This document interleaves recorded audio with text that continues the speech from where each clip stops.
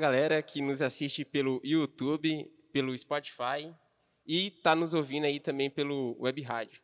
Hoje damos início aqui ao nosso segundo episódio do Conexão Cast e estamos aqui com a nossa querida Ana Alice. Fala galera, eu sou a Ana Alice, estou muito feliz de estar aqui, principalmente pelo assunto que a gente vai conversar hoje, que de fato o primeiro passo para isso é o diálogo, que é muito importante. E o Vitor vai falar aí para vocês qual que é o tema. E nesse episódio vamos falar de um assunto que particularmente eu gosto muito, né? E depois eu quero falar o porquê eu gosto desse assunto, que é princípios bíblicos para uma boa saúde mental. Convidamos a psicóloga Ana Cláudia e, lendo um pouco do seu currículo, a Ana Cláudia é casada e tem 2 filhos, formada em psicologia clínica pela Universidade de Taubaté, realizou a especialização em terapia familiar e de casal pela Pontifícia Universidade Católica de São Paulo, obreira na missão PAV por mais de 18 anos e tem formação em aconselhamento bíblico pela ABCB, Associação Brasileira de Conselheiros Bíblicos. Isso mesmo, é um prazer estar com vocês e poder conversar um pouquinho a respeito de um tema que também me é muito precioso. Muito bom estar aqui. Eu fiquei curioso em relação a essa missão PAV, né, que está no seu currículo. O que seria essa missão? Só para o pessoal que está nos assistindo e nos ouvindo entender um pouco mais. Tá certo, Vitor. O PAV significa Preparando o Adolescente para a Vida. Na verdade, eu trabalhava com adolescentes antes de fazer psicologia. Fui muito movida para ir fazer psicologia por conta de trabalhar com adolescentes. Quando eu estava terminando o curso e já no ministério com adolescentes, eu entendi que não dava para trabalhar adolescente sem trabalhar família, que isso estava interligado.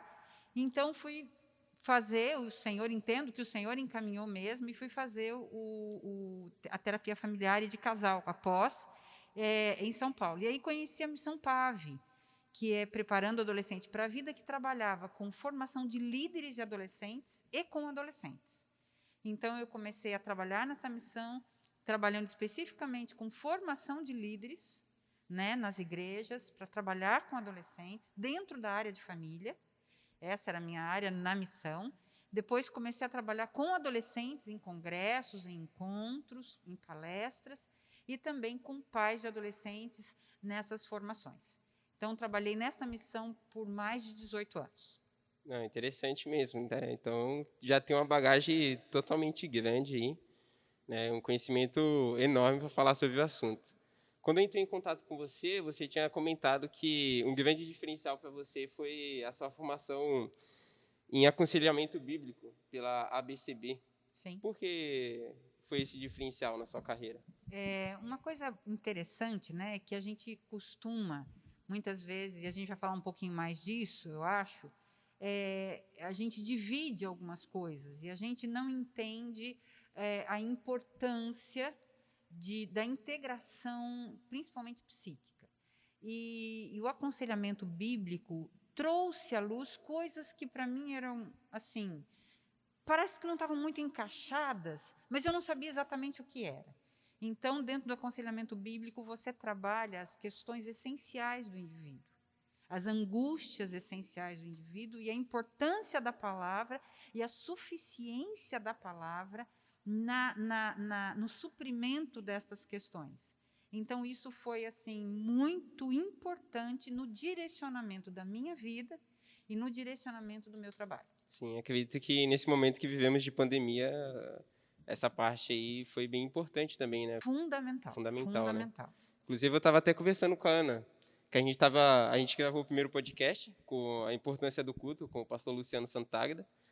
E quando a gente foi escolher o segundo tema, a gente olhou lá, princípios bíblicos para uma boa saúde mental. E a gente ficou ali conversando muito, né? Em relação ao tema, a gente conversou muito e ficou viajando nas passagens bíblicas, né? Viajando nas dificuldades que as pessoas vivem hoje na sociedade, né? Porque tem muita questão de uma boa saúde mental. Mas, para começarmos esse podcast, né, só para o pessoal aí que está assistindo e ouvindo a gente, e contextualizar esse amplo, o que seria uma boa saúde mental? Eu acho que a gente podia, eu gosto muito dos contrapontos, tá? Então, o que seria o contrário de saúde? Enfermidade, certo? Sim. O termo enfermidade vem do latim infirmus, que significa não firme. Então, alguém enfermo é alguém não firme. Então, alguém saudável é alguém firme. E para você ter uma firmeza, então, uma saúde mental, uma firmeza mental, você precisa de uma estrutura firme, absoluta. Então, quando você pensa em uma boa saúde mental, nós precisamos saber onde estão estruturados os nossos pensamentos, o nosso entendimento, porque é isso que vai gerar uma boa saúde mental. Eu estava conversando com a Ana pelo WhatsApp e ela citou até uma história do versículo bíblico lá do Novo Testamento. Eu falei, Ana, eu vou pegar esse aí de você para usar no podcast, que é o homem que constrói a sua casa na rocha e o homem que constrói a sua casa na areia, né? Mateus 7. E ele começa dizendo o seguinte: por que vocês me chamam Senhor, Senhor, e não fazem o que eu falo? E aí, pegando essa passagem bíblica, é muito interessante, está muito dentro daquilo que a gente está falando. Por quê? Porque ele vai falar assim, aquele que o homem sábio, o homem firme, que tem uma saúde firme, ele ouve as minhas palavras e as obedece. Eu costumo usar esse texto com uma simbologia, que é o O2. O O2 é símbolo do quê? De oxigênio. De oxigênio. Ok? Qual é o oxigênio espiritual? Ouvir e obedecer.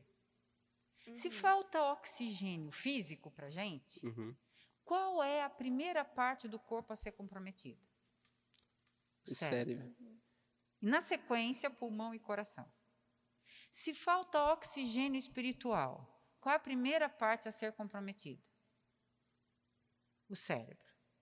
As suas convicções vão ficando comprometidas. E, na sequência, o seu coração. Você começa a entrar em enfermidade, você não fica firme nas suas convicções, e aí você começa a inclinar os seus sentimentos para aquilo que deveria estar endurecido, e você começa a endurecer para aquilo que você deveria ser sensível. Sim. Então, quando a gente pensa numa saúde mental, é exatamente isso. Você construir os seus pensamentos na rocha. Por exemplo, se você for pensar, o que monta a nossa estrutura? Vamos pensar em identidade, personalidade e temperamento. Vamos pegar essas três coisas, tá? O que é identidade? Identidade diz respeito a idêntico, aquilo com o que eu me pareço, que eu me identifico. Isso é a minha identidade, não é? Então, por exemplo, você vai ver que no desenvolvimento infantil, qual é a identidade de uma criança? São seus pais. Você fala assim, quem é você? Ela vai dizer, eu sou filho de fulano com fulano. Sim. Tá? Porque é com quem ela se identifica. Depois, no desenvolvimento, na adolescência, né, a gente perde a identidade infantil. E aí o adolescente, com quem que ele se identifica? Com o grupo. Então, você vê que o adolescente anda em bando e com similares. Então, mais ou menos a mesma roupa, mesmo estilo. Mesma fala, mesma inclusive. fala. Identidade, tá? A personalidade. Personalidade vem de persona, que quer dizer máscara. A maneira como eu me apresento. Então, quanto mais próxima a minha identidade da minha apresentação, né, a maneira como eu me comporto. Por isso, fulano tem dupla personalidade. Não é isso. A questão, muitas vezes, é que o fulano se comporta de um jeito aqui e de outro ali. Então, isso é um sinal de enfermidade. Só incluindo, já que a gente já está nesse assunto de persona, né? Ao longo da nossa vida, inclusive, a gente vai enfrentar muitas dificuldades, né? Inclusive, esse versículo eu peguei da Ana, né? Que ela, de novo, falou comigo no WhatsApp. No mundo tereis aflições. Né? Então, tipo, apesar do cara construir a casa na rocha, Não significa que quando vinha a chuva, né, vinha a tempestade, vinha aquele sol escaldante, pô, às vezes pode quebrar um espelho, pode tirar um pedaço do telhado. Passou, sustentou, construiu a casa na rocha. Depois reconstrói de novo, né? Acredito que isso é muito importante. Você até falou do O2, né? Citou a comparação do O2, né? E citou a obediência, né? A gente pode pegar até o exemplo de Gideão também, né? Gideão, ele estava totalmente sem esperança, né? Que quando o anjo chega nele e fala, o Senhor é contigo, aí ele fala, não, se o Senhor é comigo, porque tudo isso aqui nos sobreveio, né? E mais para frente a gente vai ver que quando o Gideão tem muitos homens, e mesmo assim esses muitos homens eram pouco para a guerra que eles estavam vivendo, ele tinha que aprender o quê? O alfabeto de Deus, né? Eu uso essa comparação para falar o alfabeto de Deus, né? Que é o O, B, D, C. Né? Ele tinha que obedecer. E eu acho bem interessante, né? Que a gente está falando de personalidade.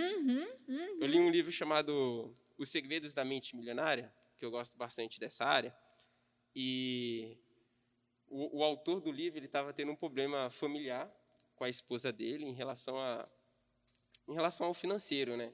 Por quê? Porque para ele o dinheiro representava uma coisa e para a esposa dele representava outra coisa. Enfim, quando eles foram descobrir o problema, onde que surgiu a raiz desse problema, eles tiveram que voltar lá atrás, quando ela era pequena, né? Para descobrir isso, porque esse problema foi instalado, né, no ambiente que ela estava vivendo em relação aos pais dela. Porque toda vez que ela ia pedir dinheiro para a mãe falava, pede para o seu pai. O pai dava e ela gastava. Aí ela cresceu com aquele raciocínio, né, com aquele raciocínio na mente dela e levou para o casamento, né? Aí, quando chegou no casamento, ela pensava que o homem ia sustentar ela. Enfim, a gente tem muitas coisas hoje que nem são nossas, mas foram construídas lá quando a gente era pequeno, quando a gente estava aprendendo com a sociedade, com nossos pais, né? A gente citou a fala dos amigos, né? Que a gente anda igual, a gente se veste igual, a gente muitas das vezes se comporta igual. O que a gente precisa entender, por exemplo, disso que você está falando, né? Que a gente vive coisas no decorrer da vida, as influências, e isso vai fazendo com que a gente construa mapas psíquicos, tá? Mapas mentais, que vão nos dando, digamos assim, caminhos para fazer de um jeito ou fazer de outro. E aí entra a questão da saúde, né? Então, o que a gente precisa entender? Esses mapas, eles são resultantes daquilo como nós interpretamos as situações. Então, por exemplo, ninguém vive com o que acontece. Você vive com o que você conta para você daquilo que aconteceu, que é o que a gente chama de interpretação. E nós interpretamos o tempo todo, tá certo? A questão é, então, por exemplo, nesse momento, eu estou falando com vocês e vocês estão falando com vocês daquilo que eu estou falando com vocês, aí dentro da cabeça de vocês, certo? Certo. Então, vocês estão interpretando. A questão é que se o que eu estou contando para mim, se o que eu estou interpretando é verdade ou mentira. Então, vamos pegar esse exemplo que você trouxe, tá? Então, ela construiu na cabeça dela que se o dinheiro fosse para o homem iria gastar e eles iriam ficar na penúria, porque é isso que ela viveu na infância dela. Qual é a maravilha do princípio bíblico? O princípio bíblico, ele traz luz àquilo que nós pensamos, para que a gente construa outros caminhos. Essa é a questão da firmeza. Por exemplo, aí a gente pega a questão da rocha. O que acontece? A tempestade vai chegar para todo mundo? Sim. Vai. A chuva vai cair, o vento vai bater, o rio vai subir. É hoje, amanhã, depois, vai acontecer. Não tem como. Qual a grande diferença? Olhando uma casa construída na rocha e outra construída na areia, aparentemente, qual a diferença entre uma e outra? Aparentemente nenhuma, né? E talvez a construída na areia pareça mais bonita, porque você não gastou com alicerce. Então, vai parecer, pode ter piscina, pode ter outras coisas, né? Quadros, sei lá, tá? Videogame, coisas, porque você vai gastar. Onde a diferença vai aparecer? Exatamente quando a chuva cair, quando o rio subir. E o que a Bíblia diz? Que uma foi segurança para quem construiu. E na outra, Lucas vai dizer isso, e a sua destruição foi completa. Ou seja, ela caiu na cabeça do construtor, né? Da pessoa que está ali. Então, quando você pensa, por exemplo, agora a gente volta no exemplo lá da mulher. Quando você pensa numa boa saúde mental, princípios bíblicos para uma boa saúde mental, eu preciso entender o seguinte: eu não sou refém da minha infância. Eu não sou refém do que eu vivi lá. Então, a palavra de Deus me dá a possibilidade de ressignificar, de conhecer. Então, esse camarada que está aqui comigo não é meu pai. Ele é um meu marido. Eu preciso conhecê-lo. E vou saber quais são as possibilidades e as impossibilidades dele. E isso diz respeito a valores. Valores o quê? Da palavra. E aí eu consigo fazer um caminho diferente. Eu não fico refém da minha história. Entende? E nem refém de uma oposição a essa história. Porque senão eu fico também querendo...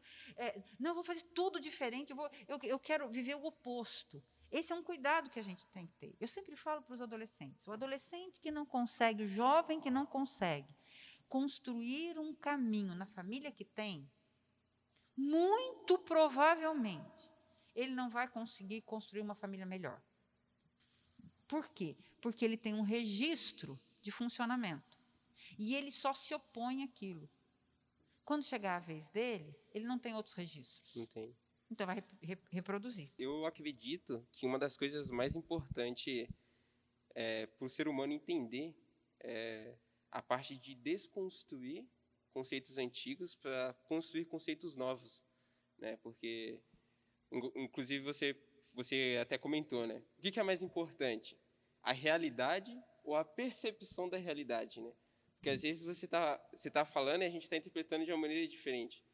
E a gente olha, né? Olhando o contexto geral, pelas mídias sociais, pelo jornalismo, pelas TV, a gente vê que a percepção da realidade, a percepção que aquele jornalista, por exemplo, teve de uma realidade que às vezes nem é aquilo mesmo que ele falou, tem mais impacto do que a própria realidade. Então, mas por que vocês acham que tem tanto impacto? Eu acho que essas pessoas elas acabam tendo uma influência assim maior porque nós colocamos elas como assim falsos deuses, né? Pessoas talvez perfeitas, porque ninguém mostra na internet, na televisão, a sua maior vulnerabilidade, o seu momento mais difícil. Então, muitas vezes, a gente tem elas como um ideal. É esse o caminho. É exatamente esse o caminho. Falsos deuses. Nós estabelecemos ídolos. Pessoas que nos direcionam. E onde é que está? Quando eu faço isso, eu passo a temer estas pessoas. A aprovação ou a desaprovação destas pessoas ou de um grupo de pessoas. E o que é que a palavra de Deus diz? Como crentes em Cristo, como cristãos, qual deve ser a minha identidade? Com que eu devo me parecer? Com Jesus? Com Jesus. Então, eu preciso entender o seguinte, que tudo que eu interpreto precisa ser colocado debaixo da luz da palavra. Lâmpada para os meus pés é a tua palavra, e luz para o meu caminho. Salmo 119, 105. Então, o que acontece? Nós estamos num tempo onde a gente divide a vida. Né? Já ouviu falar? O mundo lá fora e nós aqui na igreja. A igreja está onde? Está no mundo. Mas a gente faz essas colocações como se fosse algo separado. A gente fala, minha vida pessoal, minha vida material, minha vida espiritual, minha vida profissional, minha vida financeira. Quantas vidas nós temos? Na verdade, o cristão ele não deve ter uma vida secular, né? Porque no trabalho dele, ele continua sendo cristão. Ele continua tendo que viver à base dos princípios bíblicos. Por Inclusive, quê? Por quê? Vamos continuar esse raciocínio. Por quê? Porque, na verdade, o que acontece? Quando a cruz de Cristo me alcança, ela não alcança, vamos pensar, se a gente fosse fazer essa separação, a minha alma. Uhum. Ela alcança a minha vida, como um todo. Ela domina. Pensa assim, a cruz se torna a minha cosmovisão. A lente pela qual eu passo a interpretar a vida. Então, 1 Coríntios 10, 31 vai dizer o seguinte: portanto, quer comais, quer bebais, quer façais qualquer outra coisa, quer vocês usem celular, quer vocês dirijam, quer vocês vão a uma loja comprar roupa, quer vocês namorem, quer vocês assistam, vão ao cinema, quer vocês joguem futebol, qualquer outro, quer qualquer coisa, quer vocês estejam nos serviços domésticos, quer vocês tenham relacionamentos em casa, profissional, escolar, o que quer que seja, deve ser feito para a glória de Deus. E o que é a glória de Deus? Glória traz a ideia de presença, de domínio. Façam tudo de maneira que a presença de Deus seja colocada em evidência. Então, isso muda tudo. Tudo. Isso é saúde mental. Por quê? Porque eu deixo de dividir a vida.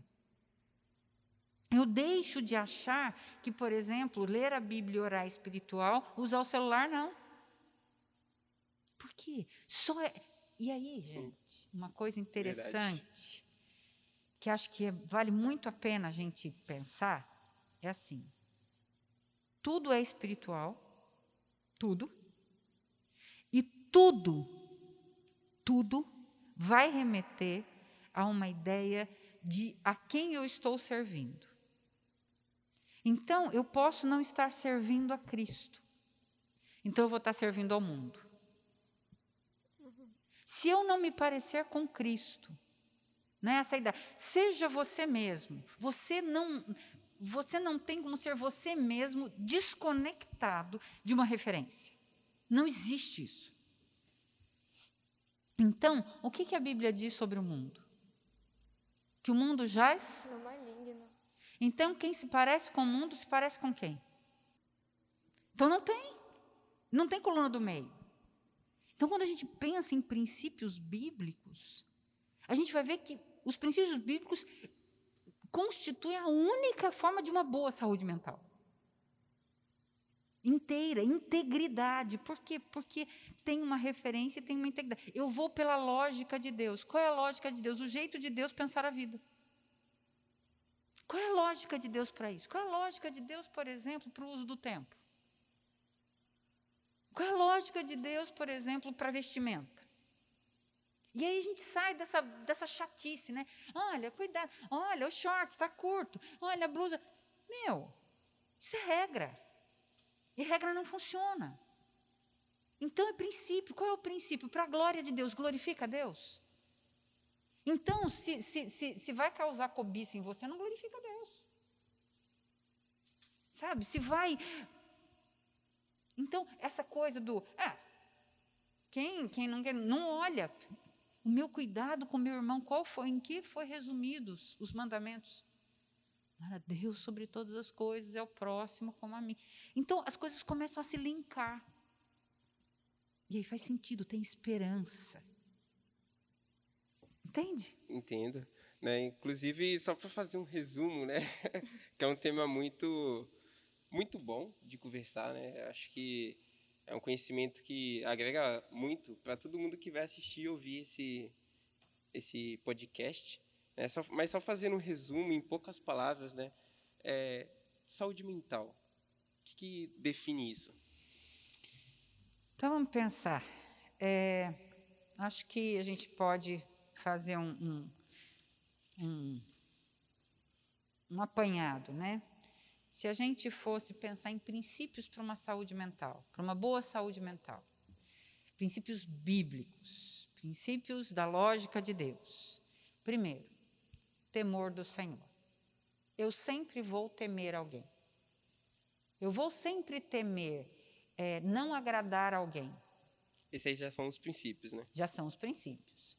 Então, o temor do Senhor não é regra, porque a regra é uma coisa circunstancial. Princípio é a ideia de início, base. Lembra que a gente falou sobre construir na rocha? Sim. A rocha é o princípio, tá? O resto é a construção, mas a base está naquilo, está na rocha. Então, o primeiro princípio seria o temor do Senhor, né? Amar a Deus e ter medo de ofendê-lo. Ter medo de ofendê-lo. Ter medo de insultar a Deus. Essa é uma oração minha diária. Senhor, enche o meu coração de temor do Senhor. Por quê? Porque naturalmente eu vou querer agradar outras pessoas ou a mim mesma. E muitas vezes desagradando ao Senhor. Então, quando eu temo ao Senhor, tudo que eu faço tem a lógica dele. Segundo, permanecer na videira verdadeira. Eu gosto muito do termo permanecer. Permanecer lá em João 15, né? Então, vendo que a referência bíblica, depois para quem quiser, do temor do Senhor é Eclesiastes 12, 13 e 14, tá? Permanecer na videira. Permanecer significa per através de, manere, existir, ficar. Então, permanecer é existir através da videira verdadeira. E aí, quando você entende isso, e aí eu quero até sugerir que quem for ler João 15, depois, de 1 a 17, troque todas as vezes que aparecer a palavra permanecer por existir através dele. Lógico que respeitando as conjugações, né? Aquele que existe através de mim, existam através de mim, e eu vou existir através de vocês. E vocês vão ver como o texto fica claro. Nossa, legal. Que é a questão de um relacionamento diário com o Senhor. E aqui eu quero fazer um link. Queridos, amor não é sentimento. Em nenhuma área. Amor é resultado de conhecimento. Né? A gente vai ver em João 14, 21. Jesus vai dizer o seguinte: aquele que tem os meus mandamentos e os guarda é esse que me ama. Ou seja, aquele que me conhece. Então não tem como permanecer na videira. Porque quando eu permaneço na videira, fica muito claro que não sou eu que me seguro no tronco, é o tronco que me segura. Né? Se pensar em videira, pensa num cacho de uva. Aquele cacho cheio de bago, é lindo. Tira os bagos, horrível. Só, sem nada. E eles não seriam capazes de produzir aqueles bagos deliciosos. Então, é importante que você tenha relacionamento com Deus. Você não vai pensar com a mente da videira verdadeira se você não conhecer a videira verdadeira. Nossa, isso aí que você falou, fundamental, hein? Muito importante. Não tem saúde mental sem isso. No princípio bíblico não tem. Muda a percepção que você falou, que o amor não tem a ver com emoção, né? Não é sentimento. Porque os sentimentos eles são circunstanciais. Você está numa situação, por exemplo, vamos pensar, você tiu uma nota boa, não sei o quê, saiu todo feliz no pique, aí você chega, a sua bicicleta, está com o pneu furado. Você está morrendo de fome. Nossa, que raiva, que droga. E aí acabou. Aquilo que estava ali 5 minutos atrás despencou. E aqui você já está com outro sentimento. Porque a situação é outra. Agora, aquilo que eu sei é aquilo que me traz esperança. Por quê? Porque ele não muda de acordo com a circunstância. Por isso, queridos que estão aí namorando, pensando em namorar, cuidado para não confundir amor com sentimento. Ah, mas eu não sinto. Você precisa saber. É importante, os sentimentos, eles dão uma tonalidade muito especial, mas eles não podem ser a diretriz. Tá? Outro papo.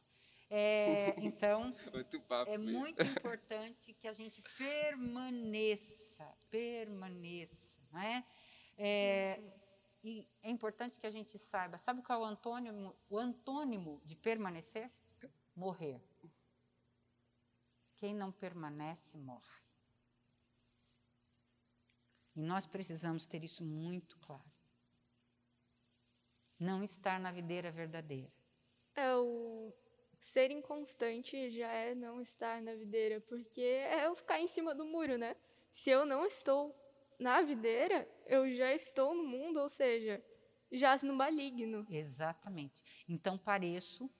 Então, essa coisa que a gente conta para a gente, Analice, sabe? Não, de que eu tô bem, eu estou na igreja. Cristianismo é bom até certo ponto, né? Se a cruz de Cristo não me alcança nas questões em que ninguém está vendo, ela não me alcançou. E não ser salvo implica em morte. Morte eterna. E morte de saúde mental. A gente precisa entender isso, porque a gente é resgatado. Nós temos duas necessidades emocionais básicas: valor e segurança. Todos nós nascemos, o Senhor nos criou assim. E antes do pecado, quem supria a necessidade de valor e segurança do homem? O relacionamento dele com Deus. Da mulher, o relacionamento dela com Deus. Então, homem e mulher não se relacionavam para ter valor e segurança. Se relacionavam porque tinham valor e segurança. O pecado compromete isso. Mas Cristo restaura a nossa integridade. Então, pós-pecado, a busca de valor e segurança começou a ser na horizontal. Então, se eu tiver um emprego, se eu tiver um casamento, se eu tiver uma casa, se eu tiver um carro, se eu tiver uma profissão. Então, esse suprimento, e não tem fim, e ninguém fica satisfeito nunca. Em Cristo, há essa restauração. E assim, queria muito deixar para vocês o que significa restaurar. De novo, instaurare, colocar no lugar. Mas a palavra instaurare vem de uma outra palavra grega, que é stauros, que significa cruz, em especial a estaca. Então, restaurar é colocar a cruz, a estaca, no lugar de novo. Então, permanecer é este relacionamento. E, finalmente, buscar se parecer com Jesus. Não é? Eu acho que talvez o versículo-chave seja aquele de Romanos 12, 1 e 2. Rogo-vos, pois, irmãos, pela compaixão de Deus, que apresenteis os vossos corpos em sacrifício vivo, santo e agradável a Deus, que é o vosso culto racional, não sentimental, racional. E não vos conformeis com este mundo, mas transformai-vos pela renovação do vosso entendimento, para que experimenteis qual seja a boa, agradável e perfeita vontade de Deus. Forma e forma. Se a forma, a renovação do entendimento na palavra de Deus, o nosso funcionamento vai denunciar uma saúde que vem do nosso entendimento. E aí vamos estar firmes. Tem até aquela coisa, né? Você pode estar longe de todos, de tudo. Por exemplo, você está isolado numa ilha, né? Mas o que faz você não pecar é porque você tem princípios, né? Porque você construiu a sua casa na rocha. Porque você teme. E aquilo ali te mantém firme em Deus, né? Pode vir tempestade, pode vir momento ruim, né? A situação que a gente até utilizou no começo, né? A sair a telha, tudo mais, significa que, às vezes você vai sentir esse baque também na sua vida. Sim, né? sim. Você não fica isento das situações. Mas nas situações, você experimenta a provisão e a proteção. Todos nós temos as nossas limitações e tudo mais, mas é importante, você errou. Mas qual que é o aprendizado que você teve em relação a isso com Deus? Né? Porque é isso que vai te fortalecer. Tem um autor que faz uma colocação que eu particularmente gosto muito. Ele diz assim: enquanto o pecado não for amargo, Cristo não será doce. Então, o arrependimento ele é fundamental. E quando eu me arrependo, a ideia de arrependimento é uma volta de 180 graus. Então, o que acontece? Eu mudo o meu entendimento, que é essa aprendizagem. Quando há o arrependimento, quando há remorso, não há mudança. Porque o remorso, você fica chateado pelo que acontece, mas, digamos assim, aquilo não te machuca. Você fica chateado porque machucou o outro, mas não te machuca. Você não tem esse senso de temor e de ter ofendido a Deus. O arrependimento, não. O arrependimento te faz sofrer pelo que você fez, insultou a Deus, pelo pecado, e até como isso atingiu as outras pessoas, e isso muda o seu entendimento. E aí a sua aprendizagem vai aparecer através disso. Tem até uma frase que fala, né? A nossa força nasce das nossas fraquezas, né? Então, eu estava conversando com a Ana, porque é importante as pessoas reconhecer que são limitadas, né? Porque senão elas vão, de repente, quando vê, já foi. Acho que a gente estava conversando sobre isso, né, Ana? Exato. A gente estava falando... Meu Deus. Que as pessoas se colocam ou colocam outras numa condição de que não fariam determinadas coisas. Exatamente. Por exemplo, eu não mentiria para os meus pais. E automaticamente, quando você se coloca nisso, você não reconhece que você é pecador. Exatamente. E aí isso tira o valor da cruz. Sim, e o que acontece? Isso te faz presa fácil. Por quê? Porque se eu digo para mim, e é aquela coisa que eu digo para mim, se é verdade ou se é mentira. Se eu digo para mim que eu não mentiria para os meus pais, eu não vou tomar cuidado para não mentir. Entende? Se eu digo para mim que eu não faria determinada coisa, qualquer ela que seja, eu estou dizendo que eu não sou passível daquele pecado. Então, eu não vou tomar cuidado. E aí a gente lembrou daquele texto bíblico, que nós lembramos juntas. Maldito o homem que confia no homem. Não, aquele. Quem pensa estar em pé, cuide que não caia. Não é quem está, é quem pensa estar. Então, a importância da gente ter claro que eu preciso reconhecer em mim e no outro a condição digamos assim, de pecador e de tendente ao pecado. E isso vai me levar a ter uma consciência mais aguçada. Até eu tinha compartilhado, tem um texto muito interessante nesse livro do John Piper, que eu particularmente recomendo, Quando Eu Não Desejo Deus, o que fazer quando não nos alegramos nele. Se quiser apontar para a câmera ali, que o pessoal consegue aqui, muito bom esse livro, né? E ele vai falar sobre o hedonismo cristão, né? Então, nós estamos num tempo de hedonismo, que o foco é o prazer, e aí ele trabalha aqui a questão do prazer em Cristo, né? E aí o autor faz uma citação, né? Se a felicidade do homem, cuja perfeição é estar unido a Deus, não fosse encontrada, ele seria privado do principal uso do seu entendimento. Assim, a principal atividade da alma é aspirar ir mais além. Portanto, quanto mais a pessoa buscar alcançar Deus, mais ela prova ser dotada de razão. Então, o que é isso? Quanto mais eu busco a Deus, mais integralmente humana eu sou. Sim, buscar-me-eis e me achareis quando me buscar de todo o vosso coração, né? A gente até falou com o pastor essa parte no primeiro podcast, Sim. No primeiro episódio, né? Que quando você está, por exemplo, no interior, né? Que foi uma experiência minha.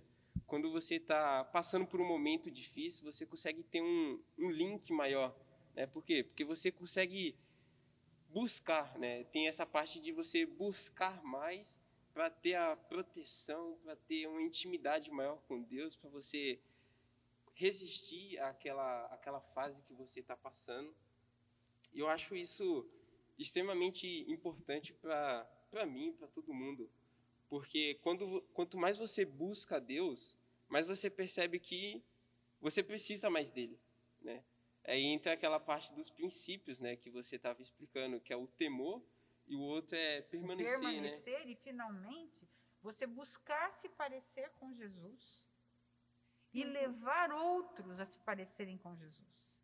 É interessante, né? O alvo, por exemplo, da minha vida precisa ser eu querer parecer mais com Jesus. Então, isso só vai...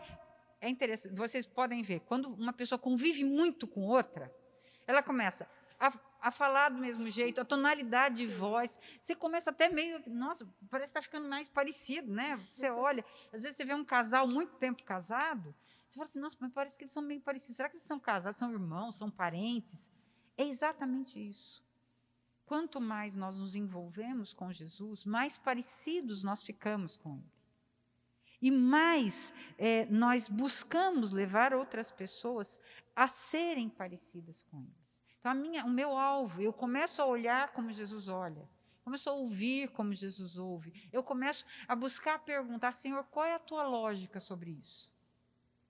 Então, não fica uma coisa de episódios, fica uma coisa de vivência, que é o permanecer, existir através dele.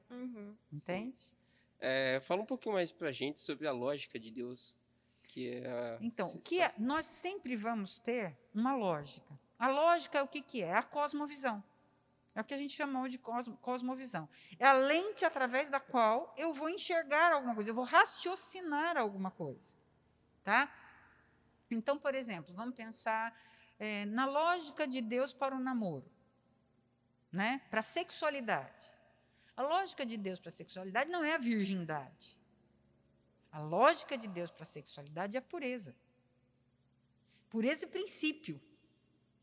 Então, o que acontece? A pureza, ela é para o namoro e ela é para o casamento. É um princípio.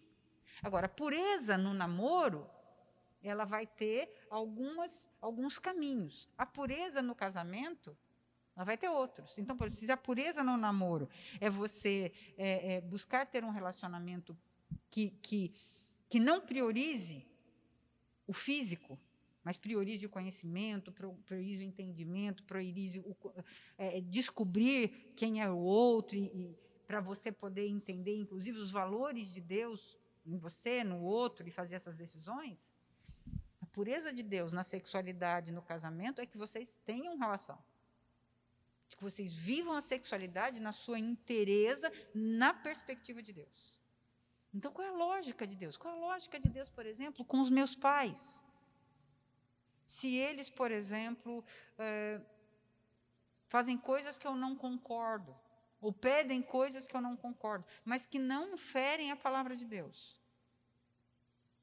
Obediência. É a mesma coisa assim com Deus, né? Muitas vezes a gente não entende o porquê de algo, mas a gente obedece por amor.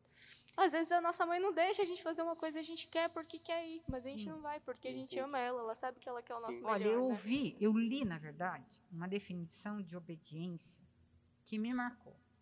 E o autor falava isso aqui: nós não obedecemos porque concordamos. Nós não obedecemos porque achamos razoável. Nós não obedecemos porque sentimos vontade. Nós obedecemos porque reconhecemos a autoridade de quem está mandando. E, assim, acho que o exemplo claro disso é aquela situação em que Pedro tinha passado, no início do ministério de Jesus, tinha passado a noite inteira tentando pescar, não pescou nada, ainda tinha que lavar a rede, né, porque era o instrumento de trabalho dele, era o ganha-pão. Imagina a cabeça, né, tem que sustentar a família, não peguei nada. E aí, Jesus fala assim, olha, vai lá e joga a rede do lado direito. E assim, ele ainda fala para Jesus, ele fala assim, olha, Senhor, eu passei a noite inteira, tipo assim, eu não cheguei aqui agora, né? Eu passei a noite inteira. Não tá para peixe. Eu tentei, mas ele completa, mas pela tua palavra eu vou. Ele não foi porque ele concordava. Ele foi porque reconhecia a autoridade de quem estava mandando. Se eu não reconheço a autoridade dos meus pais, por que eu reconheceria de Deus? Faz sentido. Então, é a lógica de Deus. Sim, a gente consegue ver uns exemplos assim da lógica de Deus, né? Que é enxergar além daquilo que você consegue ver com os seus olhos, né, humanos. Quando Jesus fala que vai morrer, né, Pedro fala, não, mas você não vai morrer, não. Só que ele não conseguia entender a lógica de Deus naquele ato. E até, às vezes, a lógica de Deus numa situação que parece assim, você fala assim, é de Deus. Imagina Daniel, por exemplo, no palácio, para poder comer do bom e do melhor. Todo mundo estava numa situação difícil. Ele estava numa situação privilegiada, porque ainda que ele fosse cativo, ele estava no palácio, ele ia comer do melhor vinho e tudo mais. Então, ele tinha tudo para pensar assim, é de Deus, é de Deus. Né? E ele entendeu que não era. Que ele estava ali e que ele tinha uma missão, o que é que Deus estava fazendo e no que ele deveria se juntar a Deus, no que Deus... Então, Deus, ele tinha um relacionamento com Deus, ele buscava a Deus. Né? A Bíblia vai dizer que ele buscava a Deus 3 vezes ao dia. E aí ele diz assim, olha, o senhor pode me deixar fora de churrasco, de doces os mais finos, dos sucos melhores, de tudo que... Não batia, tanto que o copeiro dizia, não bate, não tem lógica. Por quê? Porque a lógica de Deus não está para a minha comodidade. Né? A gente tem que entender que não fomos criados para ser felizes, fomos criados para glorificar a Deus. Então, eu preciso saber a lógica de Deus. Sim, outro exemplo também, quando Jesus está na cruz, morrendo, ele fala, né? Pai, perdoa eles. Qual que é a lógica, né? Sim. A lógica de Deus em relação àquilo ali.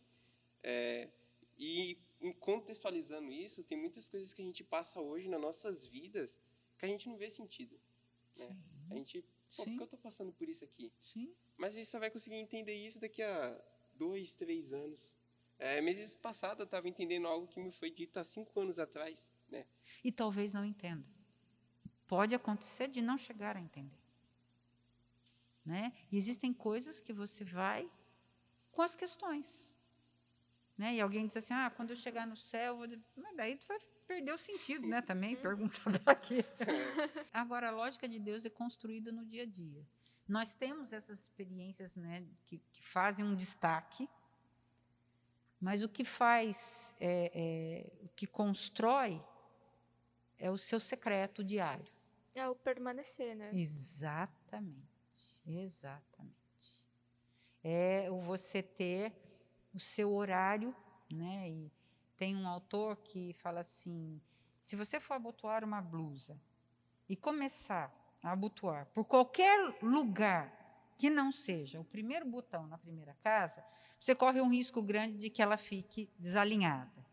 Então, a forma mais segura de você abotoar uma blusa da maneira correta é colocar o primeiro botão na primeira casa. Aí todos os outros vão se alinhar. Então, ele aplica isso e eu acho muito interessante. O nosso relacionamento com Deus deve ser a primeira coisa do nosso dia, nosso encontro. Só que a gente quer dormir até mais tarde, só que a gente tem... E a gente começa a justificar para a gente. E a gente tem que ter isso, quem eu estou temendo? Quem eu temo tirar do conforto?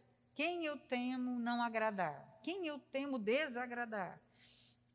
E aí, nós escolhermos um relacionamento diário. E aí, o meu entendimento vai ficar clareado. Então, se eu vejo certo, eu penso certo, eu faço certo. Fazendo um resumo do que a gente conversou hoje aqui, pessoal, o que você diria para eles em relação a princípios bíblicos para uma boa saúde mental? Princípios bíblicos para uma boa saúde mental é a lógica de Deus para viver a vida. Então, não tem como você ter saúde mental, né? E a Bíblia, quando fala de coração, ela está sempre falando de pensamento, né? Vai dizer em Provérbios 4, 23, vai dizer o seguinte, sobre tudo que se deve guardar, guarda o teu coração, guarda os teus pensamentos, porque dele procedem as saídas da vida, ou seja, do seu pensamento que saem as suas atitudes. Então, guarda o teu coração, renova o teu entendimento, na transformação de pensamento, estabelecido na estaca da cruz, para que você possa ter saúde efetiva, que gere frutos de vida, que só a videira verdadeira pode dar. Nossa, fechou 10. Ana, quer fazer alguma consideração? Ia perguntar se você quer fazer também um resumo com as suas palavras e logo em seguida eu também. Acho que seria interessante. Resumo com as minhas palavras. Eu gostei muito do podcast, né? Eu acredito que todo conhecimento que nós recebemos, ele se torna poder a partir do momento que ele é praticado na nossa vida, né? Tem algumas pessoas que falam, não, conhecimento é poder. Não, conhecimento é poder quando praticado na sua vida, né? E deixo a todos o conselho de praticar esse conhecimento enorme, de ter esses princípios bíblicos para gerar uma boa saúde mental na nossa vida, no nosso cotidiano, na nossa intimidade com Deus. Eu gostei bastante da comparação com o homem que construiu a casa na rocha e o homem que construiu a casa na areia, né? E gostei mais ainda da ênfase que os dois passaram por momentos difíceis, né? Os dois passaram por tempestades, os dois estão pegando sol, os dois estão tendo dificuldades durante a vida, mas a diferença é que um baseou o seu alicerce em Deus para resistir tudo aquilo que poderia advir futuramente, né? Sendo chuva, tempestade, terremoto, e o outro não, né? O outro focou mais na superficialidade, né? Na percepção da realidade, do que na realidade em si. Bom, voltando ao que você disse, de colocarmos o conhecimento em prática, o que eu gostaria de dizer assim é para que esse conhecimento seja colocado em prática por amor a Deus, senão nada vai ter sentido. E não porque a lei diz, porque os seus pais pedem, porque a Bíblia fala, né? Mas sim porque você ama o Pai e você quer obedecê-lo acima de tudo. E com isso, independente da situação que você estiver passando, a gente acredita que você vai poder ser uma pessoa melhor cada dia, porque um olhar de aprovação do Pai causa uma alegria imensa e uma gratidão imensa nos nossos corações, né? Então, é isso. Eu quero deixar a minha alegria de estar aqui, né? Foi muito legal para mim também. Eu estava orando por isso, né? Então, espero que seja realmente produtivo. A Ana falou uma consideração, eu queria que quem está ouvindo entendesse que o seu valor, né, a despeito do que quer que falem para você, o seu valor foi provado numa cruz. E isso ninguém nunca vai poder fazer algo maior e nem tirar. E a Bíblia diz em Romanos 5,8 que Deus prova o seu próprio amor para conosco, pelo fato de ter Cristo morrido por nós, sendo nós ainda pecadores. Então, Cristo não morreu por filhos, Ele morreu por inimigos, para nos tornar filhos. E esse é o valor que nós temos diante de Deus. Obrigado mais uma vez, Ana. E, Analice, onde que os pessoal consegue nos encontrar aí nas redes sociais? Então, no Instagram vocês podem nos encontrar como conexãoj.a, no YouTube, no Facebook como Conexão Jovens e Adolescentes e no Spotify também. Mas, para facilitar a vida de vocês, se vocês entrarem lá no Instagram, tem um link que já te leva para todas as mídias, inclusive para a web rádio, onde esse programa vai estar sendo transmitido assim em primeira mão, antes de ir para o Spotify. Ok? Agradecemos a todos que ficou até o final e assistiu esse vídeo. Te esperamos na próxima.